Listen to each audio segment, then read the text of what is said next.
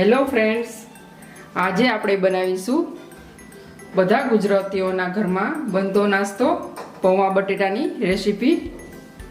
બધા ગુજરાતીઓના ઘરમાં સવારે નાસ્તામાં આ રેસીપી બનતી હોય છે અને બાળકોને લંચ બોક્સમાં પણ આપતા હોઈએ છીએ। તો ચાલો જોઈ લઈએ કેવી રીતે બને છે પૌવા બટેટા। પૌવા બટેટા બનાવવા માટે મેં અહીં ચોખાના પૌવા લીધેલા છે। પૌવાને મેં પહેલાંથી ચાળી લીધેલા છે। સૌથી પ્રથમ અહીં આપણે પૌવાને ધોઈ લઈશું, જેથી તેમાં રહેલું ડસ્ટ એકદમ નીકળી જાય। આ રીતે આપણે થોડું થોડું પાણી નાખીશું અને આ રીતે આપણે ધોઈ લઈશું।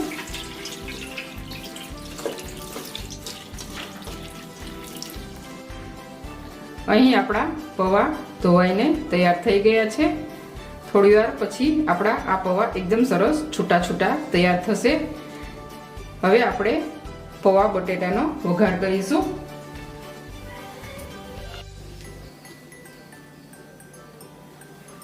સૌપ્રથમ મેં અહીં એક પેન લીધેલી છે, તેમાં મેં 3 થી 4 ચમચી જેટલું તેલ લીધેલું છે।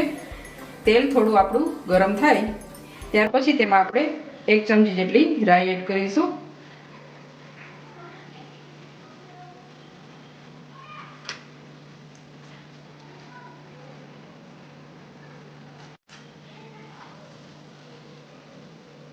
આપણું તેલ ગરમ થયેલ છે, આપણે તેમાં રાઈ એડ કરીશું।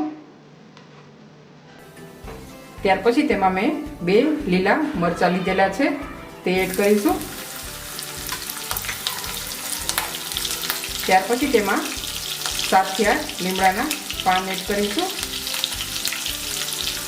હાફ કપ જેટલા અહીં આપણે મગફળીના દાણા એડ કરીશું। આપણે 1 થી 2 મિનિટ માટે સાંતળી લઈશું।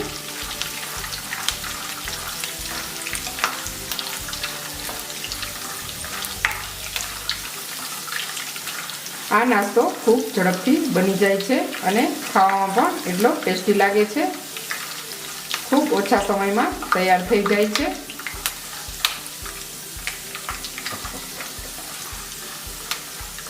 ત્યાર પછી તેમાં આપણે એક નાની સાઈઝનું સમારેલું બટાકું એડ કરીશું। થોડું મિક્સ કરી લઈશું। ત્યાર પછી 2 નાની સાઈઝની ડુંગળી મેં અહીં કટ કરેલી છે, તે એડ કરીશું।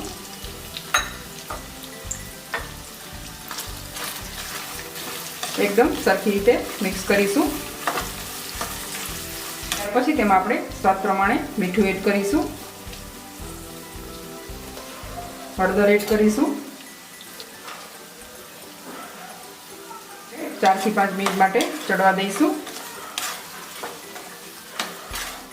એકદમ ધીમી આંચ ઉપર ચડવા દઈશું। આપણે ઢાંકણને હટાવી લઈશું અને ચેક કરી લઈશું।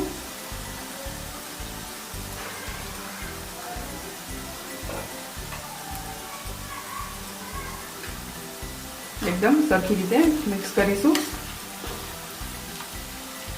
અહીં આપણા બટેટા પણ એકદમ સરખી રીતે ચડીને તૈયાર થઈ ગયા છે। આપણે હવે પૌવા એડ કરીશું। તમે જોઈ શકો છો આપણા પૌવા એકદમ સરસ છૂટા છૂટા તૈયાર થયેલા છે। તમે પણ થોડા ધ્યાનથી બનાવશો તો તમારા પૌવા બટેટા પણ એકદમ સરસ છૂટા તૈયાર થશે। પૌવા ધોતી વખતે ખાસ ધ્યાન રાખવાનું, વધારે પડતું પાણી એડ નથી કરવાનું, થોડું થોડું પાણી એડ કરવાનું। આપણે બધું સરખી રીતે મિક્સ કરીશું।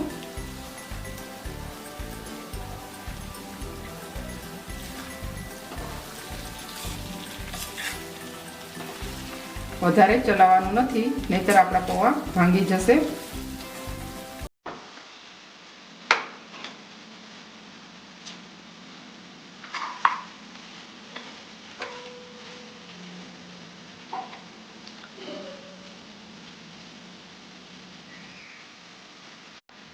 અહીં આપણા પૌવા એકદમ સરખી રીતે મિક્સ થઈ ગયેલા છે।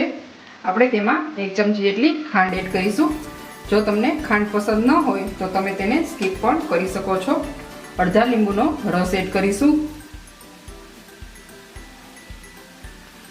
એકદમ સરખી રીતે મિક્સ કરીશું।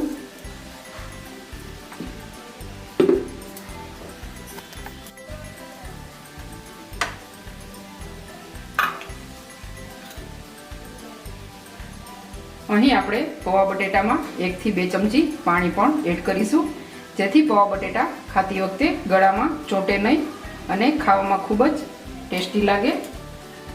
આપણે 2 મિનિટ માટે ઢાંકણ ઢાંકી અને તેને ચડવા દઈશું. તમને આ મારી પૌવા બટેટાની રેસીપી સારી લાગે તો લાઈક કરજો, શેર કરજો અને મારી ચેનલને હજુ સુધી સબસ્ક્રાઈબ ન કરી હોય તો સબસ્ક્રાઈબ કરવાનું બિલકુલ ના ભૂલતા. બેલ આઇકનને જરૂરથી પ્રેસ કરજો, જેથી મારી નવી રેસીપીની નોટિફિકેશન તમને સૌથી પહેલાં જોવા મળે. આપણા પૌવા બટેટા બનીને એકદમ સરસ તૈયાર થઈ ગયા છે. આપણે થોડા લીલા ધાણા એડ કરીશું અને સર્વિંગ પ્લેટમાં કાઢી લઈશું. તો તૈયાર છે આપણા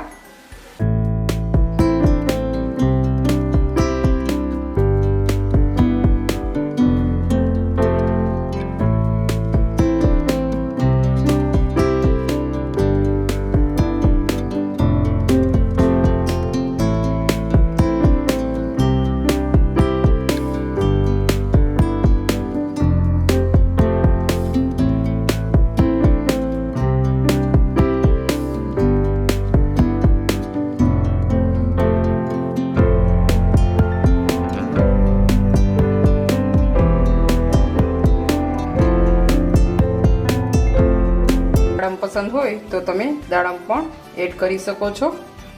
તમે તમારા ટેસ્ટ પ્રમાણે આ પૌવા બટેટા તૈયાર કરી શકો છો. તો તૈયાર છે આપણા બધા ગુજરાતીઓના ફેવરેટ એવા પૌવા બટેટાની રેસીપી.